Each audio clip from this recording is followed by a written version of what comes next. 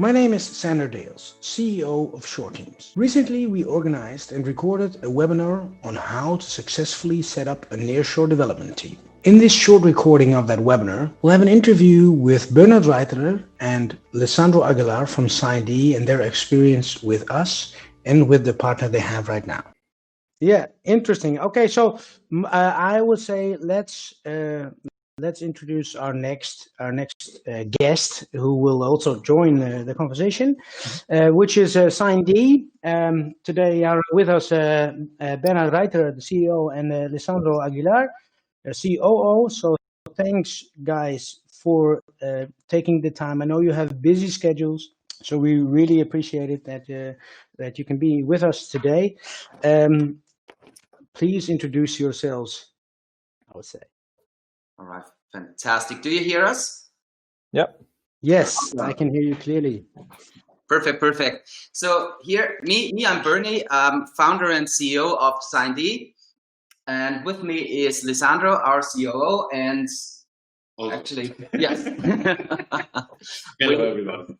Hello, everybody. Well, welcome, and thanks, Sander, for having the opportunity to share our experiences and our findings here with this awesome collaboration that we're having with Leo and his team. Let me give a very, very brief introduction of what SignD is. Basically, our business is very, very simple. We turn consumers into verified clients. What's behind is not as simple, because we're a RegTech company that is solving this global onboarding problem, where regulated industries are usually forced to have quite cumbersome and complicated processes called onboarding and KYC. And we found out a way, or we wanted to find a way which makes that much, much easier for the consumers, to easier get to bank accounts, to easier get their loans, to easier get all of those things done in a very, very fast way. And at the same time, find a way how we can provide a very simple and powerful service for our clients, which are usually those banks and telecom operators that are fighting to get those consumers on board properly. We're coming actually from a very, very concrete use case in our beginning. We started the company in February 2019, and there were new regulations upcoming for the telecoms industry in Austria here, where people needed to provide a proof of identity when buying a prepaid SIM card. So we started off, developed some things with local developers here, and launched a first product, very, very limited, very, very simple, just a couple after we formed the company. And we identified very early on the need to do much, much more, because we saw companies, especially those regulated companies, they are really, really struggling in navigating this RegTech space, this compliance space. There's thousands of operators, there's thousands of solutions out there. It's hard to integrate them. It's hard to identify what are the right ones, what are the ones that are also going to stay, because regulations are changing, technology is changing. And we just said, this is the sweet spot where we want to jump in. We created a one-stop shop.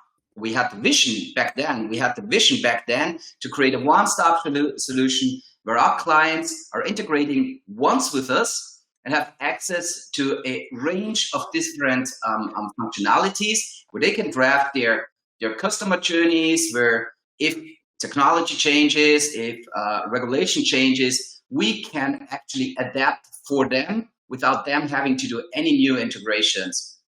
And sitting here in Austria, looking for ways how to best do that, and trying to find the proper developer for this journey, which is actually quite a big crusade. We were talking to Sander and saying, all right, this is a super big venture we're looking at.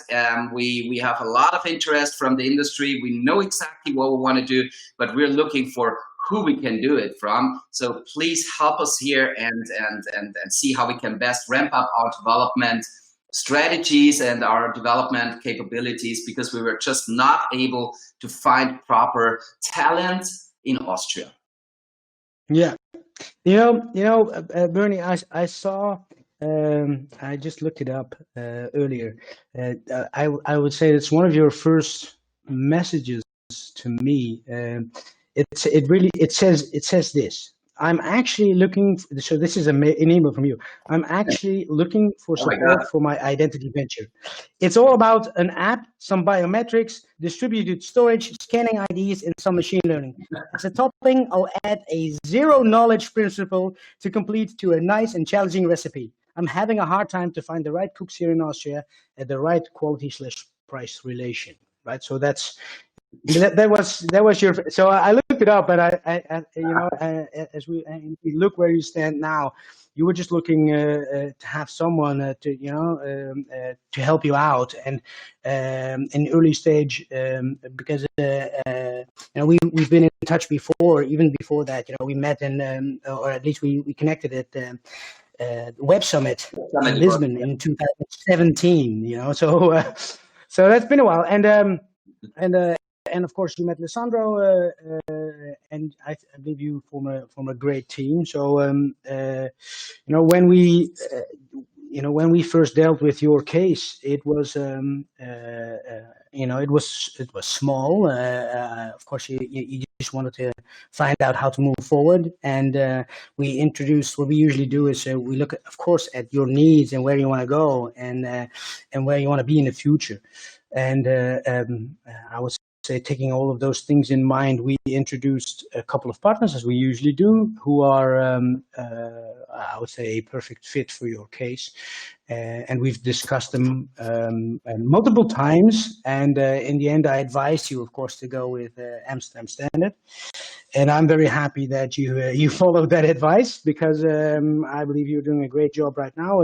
You managed to get amazing funding in this COVID-19 times, which is amazing as well. So I would say if you look at our process. You went, of course, after we hooked you up, I would say, with Amsterdam Standard. You went to visit their Krakow office for a kickoff meeting. How did you guys experience this?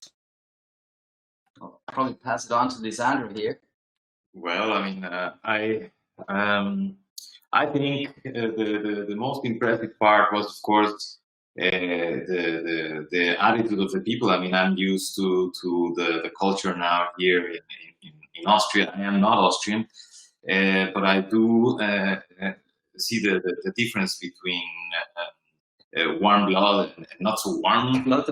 So the way that we were received in Krakow really reminded me of where I come from, because it was like really lots of smiles and very friendly people, all of them. They immediately showed how they go about things, how they set up things. Immediately we started to draft the ideas that we came, and we came up with basically the scheme of the architecture of everything.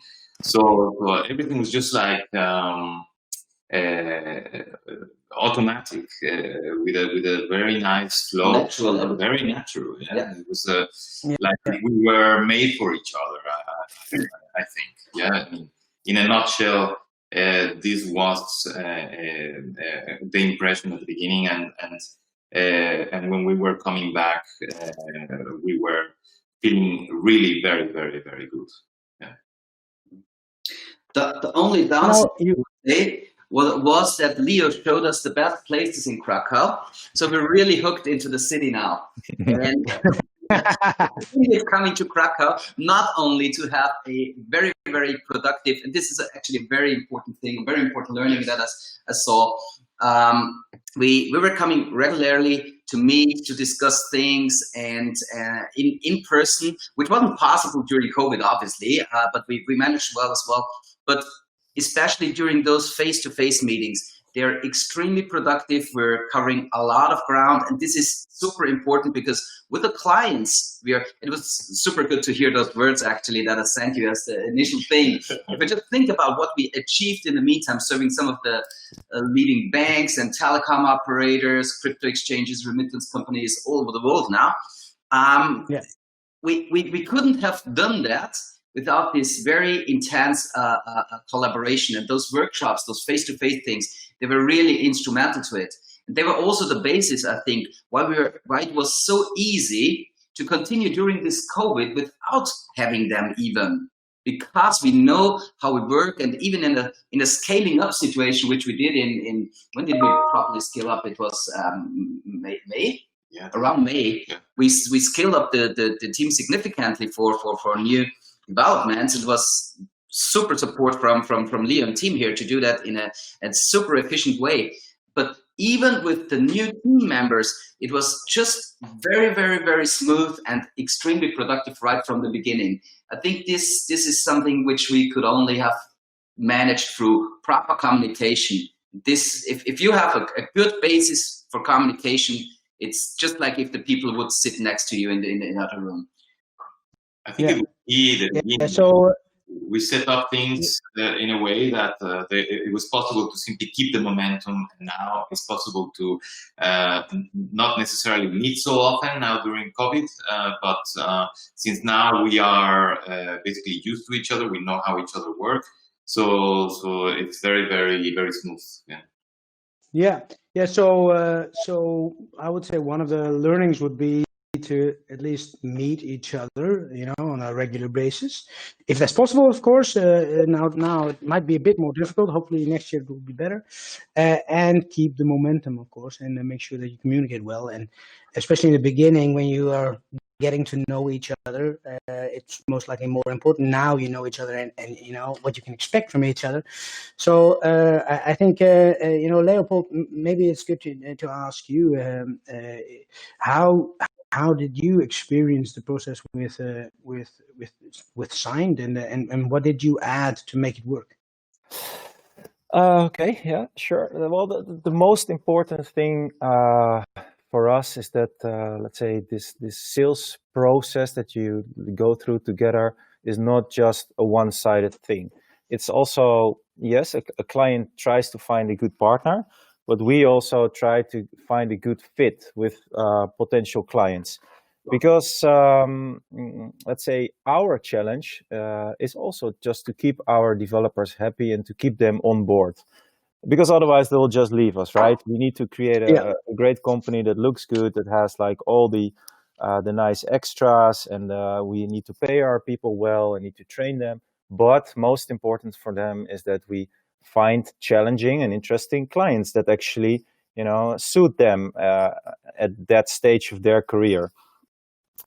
So in this case, this initial workshop that we organized in Krakow was also important for our team to actually see if this project was like, their next project, and if there was like a personal click between them and Bernie and Lisandro, who came to Krakow. So if during such sessions we would see, okay, we can actually do it, but maybe we need different people for it, that would also be like the right moment for us to actually, realize that, and then to maybe suggest some changes later. In this case, the lead developer that we put there actually came from a project where he was just not challenged.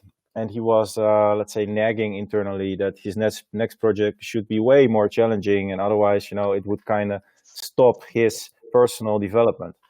So then we found this awesome roll diamond, and we were actually laughing like, okay, this is going to be cracking his brains for the next 2 years, which is actually true, and it still does. But it's that those kind of things are like super crucial to become successful, because just putting the developer there that has like, that fills the checkboxes, so has experience with this or that technology, it's not enough. That's why this is also the for me the difference between nearshoring, where actually you see each other and you meet each other, and offshoring, where you just send the project somewhere. So this first those first meetings, the first communication, and having beers with each other, visiting each other's environments, getting drunk, all that is just super important to establish a relationship, which is like the basis for successful collaboration. Yeah, I can imagine. If, by the way, if I've mentioned it before, but if people have questions for either Leopold or Bernhard and Lisandro, just put them in the chat, and we'll get to them in a bit. Okay, so I would say, Bernhard, Lisandro, you started with a few developers. You grew the team over time. How many? What's the current size? I think it's 11 people. I think it's already 11 people, and I just wanted to stress what Leo said. So all the beers is super important, but even before the beers, I just looked up the message what Leo sent, and where we decided, okay, let's go for Amsterdam. That's true. It was like a final email fired up, because we took our time. We really took our time in evaluating, and he said, we look at Sandra, that obviously. Yeah, he knows. And Leo was proposing, like, so, okay, we looked at the case, we looked at the resources, it's super great, and you're going to get our Lionel Messi. And then we say, okay, let's meet up, let's nail that down. And now we already have Lionel Messi and Ronaldo. Yeah, and we also have Ronaldo. Really awesome. Yeah, which is, it's every time it's amazing to hear, what you're doing and how you're progressing. And if you get to the size of the team you have right now, what do you do then? Maybe that's good for the audience as well. What do you do? Because one of the things that we experience is important for any team is to create some sort of feeling of belonging and team spirit. What do you do to create team spirit within your internal team, but also within the team which is based at Amsterdam Standard? I mean, well, I think that's well. I think it's not a straightforward answer, because you can have teams that are absolutely demotivated when you take them. I don't think that this was the case, so we didn't have to struggle with that. The guys, as I said, they received us with a smile, and they were ready to jump in. They were ready to understand it. And from my perspective, I think one of the most important aspects that I experienced with Amsterdam Standard was that they buy the vision. It's not anymore like, okay, just give us the instructions, give us the tickets, and if you don't describe exactly what you want, then of course the result is not going to be exactly what you want. So in this case, it's not like that. I would say mainly from our Lionel Messi and our Scrum Master at Amsterdam Standard, both of them to begin with, they bought on the vision from us, and they committed themselves to understand what we understood of what we wanted, and to continue that as we go, to make themselves responsible for the outcome, and that it fits with the use cases, with the perspective also of the end clients. So everything was like we were all part of the same team from the beginning on, with the vision of the business flow. So it couldn't have been better. Sorry, just one comment. I really agree to that, because whenever we're coming with new ideas and new functionalities and stuff like that, the team is challenging us also from the product side. So do you think that makes sense in that part? Maybe we can do it that way, that way. And this is a discussion where we are also, of course, listening. It's not like we just say, okay, this needs to be coded and stuff like that. We love that exchange. And I think also this is this inclusion in the becoming of the product, of the becoming of the vision, is something that we appreciate and really, really love. I would say that maybe the most interesting thing within your response is share your vision, right? So make sure that they understand your vision and make them responsible, because then they will challenge you. If you're doing if you have questions whether you're doing the right thing, yes or no. Yes. Right. So okay. So, but Leopold, is that is this how you usually see these things happen, especially when you create, I would say, strong, healthy, long-term relationships, or maybe you have other tips as well? Yeah, let's say for a bigger team, this is the way.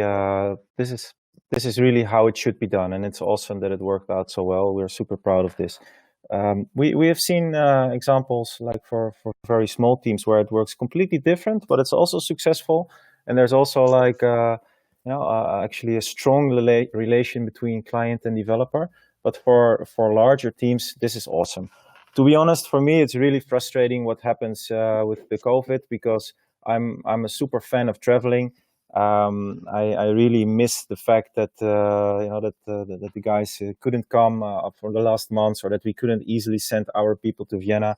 Right now, we finally have plans again that the whole team will actually visit them. They'll just rent a little bus. They will make it a happy bus and drive there. Because they really feel the need, to see the team in Vienna. So that's cool, because they are like, they're really into that, and they actually feel that they need some time again. So that's still very important. But yeah, this is just very true what they said. But let's say the more invisible part here for Bernie and Lisandro, of course, is that we still talk with all the team members individually, and that we really try to work out well with them how it looks for them. Because it sounds like an amazing, successful story, and probably from the business side it is, but there are, of course, still like personal challenges to deal with.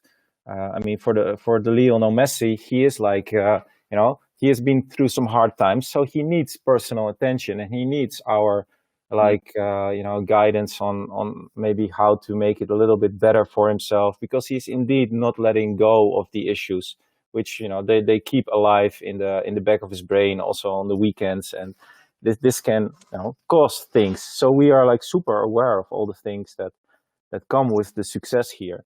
But there's also, for example, a change right now in the team. Like one of the people in the team decided to go, so that's up to us then. So we are really working on it to find a suitable replacement, and it's also our responsibility then to to make sure that the knowledge will be transferred, that that everything will go smooth, that SignD will not feel that in the daily operations.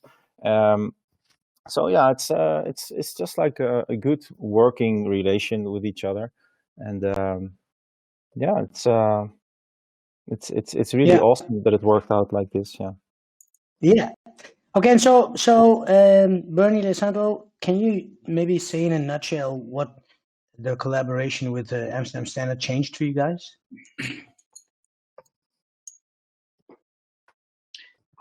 Well, change is a big thing, because the stuff that we developed in the beginning, like more experimental, we kind of defined the whole process of how our development works. So it was not the change; it was more like the beginning, and of course it evolved with the functionalities and the expertise we added, and also the way how the structuring of the team worked. But the collaboration with Amsterdam Standard for us is the journey. Actually, this is our IT journey. So it's not like a change to before, but it actually really began with that. But now we're also into as we're growing the team, or the teams now, we're also shaping those, and we're specializing more very much as we would probably do if that would have been an own team. So I wouldn't call it change, I would call it evolution. Yeah. Okay, and so how do you experience, and what is your opinion then on I would say our service, our introduction, for you to Amsterdam Standard? Well, we love you for that, obviously. Oh. We love you back, Bernie, and I miss you, and I miss wine in Vienna. Yeah. I mean, the way how that worked, the way how you kind of worked on our requirements helped us also to make them understandable. Was really, really great, and it actually led to this partnership with Amsterdam Standard. But what I really, really loved is we're still engaged on a regular basis, and discussing topics and exchanging thoughts and ideas. Yeah. So Yeah. it's not like a broker would just do, okay, here is it, take it, give me some money, and that's it. So this is really also a relation. Yeah. This is the most important thing here, I would say. Yeah, well, I mean, it's like I said, it's for us. It's also amazing to follow your journey, and to see what actually is being created from the collaborations we make happen, right? So that's our the things that makes us happy. And to see that actually the collaboration, is a happy long-term relation, and you build amazing things. We really appreciate your feedback, suggestions, and questions. So please leave us a comment or reach out to us. And would you like us to help you set up or scale your remote workforce? Let us know in the comments as well, or send us an email at info@shoreteams.com.